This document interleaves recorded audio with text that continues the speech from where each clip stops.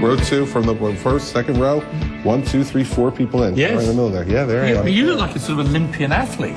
Well, it was 31 years ago. What happened? Piers. You're a Catholic. I am.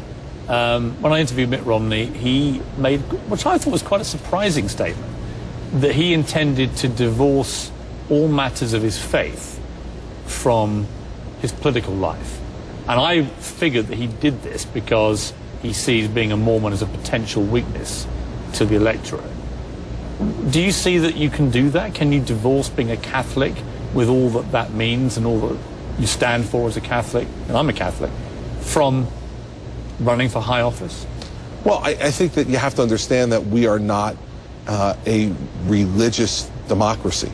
That, you know, religion to me is a personal thing. And so, you know, I have to make certain decisions. My decisions are going to be made based on what I think is best for all the people of New Jersey. Now, my Catholicism informs part of who I am, but it does not rule who I am. And so, I'll ask you what I asked him, yeah. And he refused to answer. Okay. Is homosexuality a sin? Well, my religion says it's a sin. I mean, I think, but for me, I've always believed that people are born with the predisposition to be homosexual. And so I think if someone is born that way, it's very difficult to say then that that's a sin. But I understand that my church says that. But for me personally, I don't look upon someone who's homosexual as a sinner. You support civil union partnerships, but you don't support gay marriage. Can you see a situation where you would change your mind about that? I don't think so. I believe marriage is an institution between one man and one woman.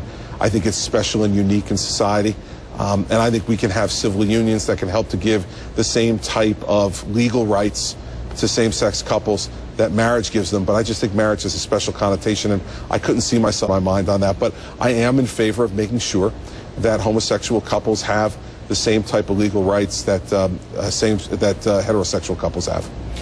On abortion, quite controversially for a New Jersey governor in waiting as you were, you came out and were strongly against it. Obviously, it's a pretty liberal state before you became governor. Tell me about that. Obviously, an interesting, not a dilemma, but for you, a position to take that you knew probably would be quite controversial. Well, I just told people about it right up front. I mean, I'm pro-life. I believe in exceptions for rape, incest, and the life of the mother. But I do believe that life is precious and should be protected. And you had this feeling firmly when your wife with one of your children was 13 weeks pregnant. Yeah. And you saw a scan, I think. I heard a heartbeat. Right. What happened was I had been pro-choice before that, and I would call myself kind of before that, a non-thinking pro-choice person. It was just kind of the default position that I took.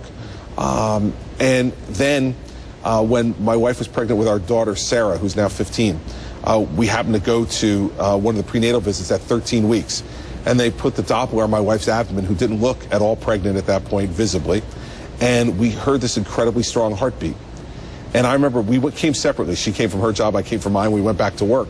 And as I was driving back to work, I said to myself, you know, under my position on abortion, I would say that a week ago that wasn't a life. And I heard that heartbeat, that's a life.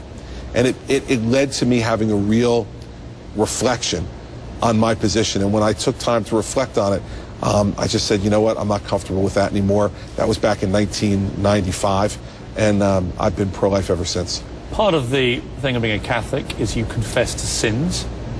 Obviously, in light of Wienergate, Schwarzeneggergate, and so on, anything you want to get off your chest? Yeah, you don't look like a priest to me, Piers. So, no. Well, should we be ever worried about any skeletons tumbling out of the closet? You know, listen, any confessions I need to make, I'll make to my wife and to my priest. Not on CNN to you, pal. The other thing of being a Catholic is feeling guilty. Do you ever feel guilty about stuff? Listen, I had a Sicilian mother. Guilt was like, a staple served on the kitchen table, you know. What do you feel most guilty about? Depends on the day. The thing that I feel most guilty about, my weight. Really? Yeah. Yeah, because I'm really been struggling for a long time with it. And I know that it would be better for my kids if I got it more under control. And so I do feel a sense of guilt at times about that. Why do you think you've had a battle with your weight? If I could figure it out, I'd fix it. You don't know what it is? I don't. Do you ever get help for it? Sure, plenty of times.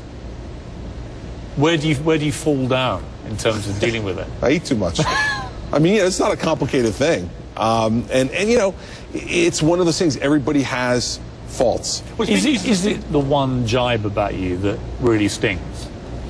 No, because I know the people who jibe me about that are just ignorant. They're just ignorant. Because it doesn't matter, it's my issue. And when people talk about those kind of things, I think it just displays their ignorance. Because in the end, it doesn't have any effect on the way I can do my job. And so if they're commentating about me as governor and decide they want to do that, you know what I conclude? I must be doing a damn good job. Because if that's all they got to jibe me about, amen, man. I'm having a good day. Final question for here. Do you think you would make a good president?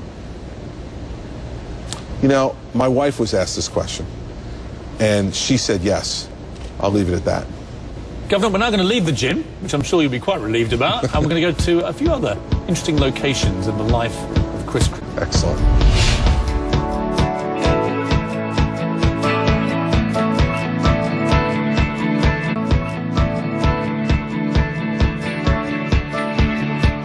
So we're in a very classic New Jersey diner here. How much of your life have you spent in places like this? A lot, especially when I was running for office. I mean, diners are one of the key places to campaign.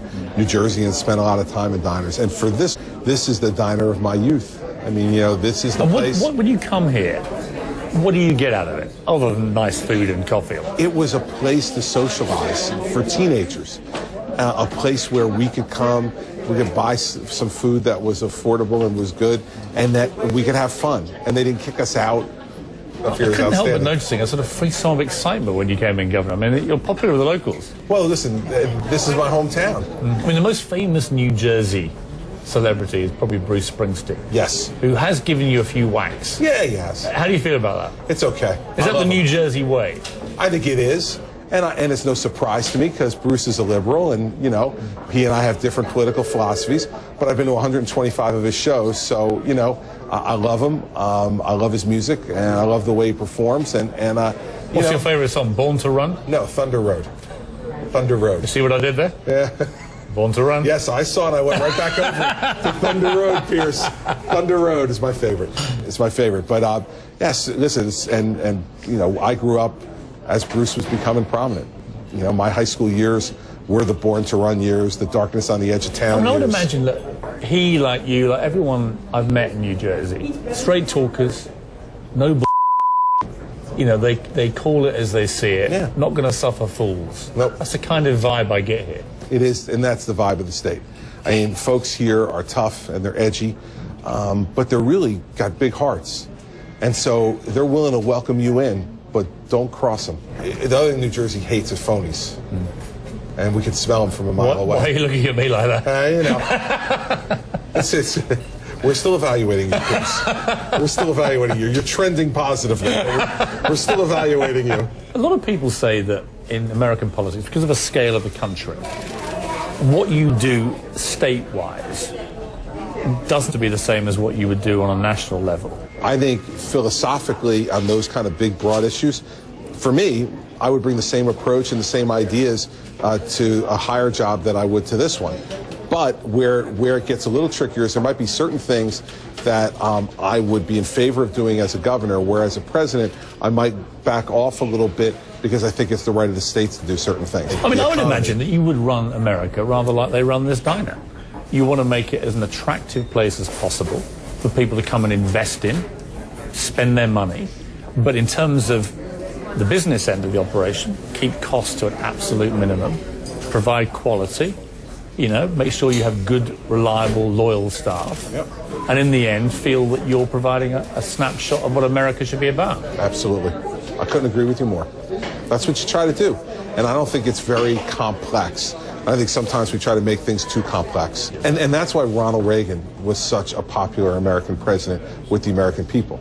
Because he didn't pretend to be into every detail, but he said, here's the direction we're going in. Here are the things I stand for. And that's sometimes where the current president gets himself in trouble, is I think that he does seem a little bit too detail-oriented, a little bit too professorial, a little bit too in the weeds. And I think people want an American president that strides across the country and brings us a philosophy and a principle that he's willing to stand by. I always thought that one of the best things about Reagan was that if you presented a different fact problem, you could probably guess what Reagan would say on it, because people felt like they knew him. I agree. I think it's very important. Yep. Talking of which, we're now going to go and meet the one person that I think you are genuinely scared of.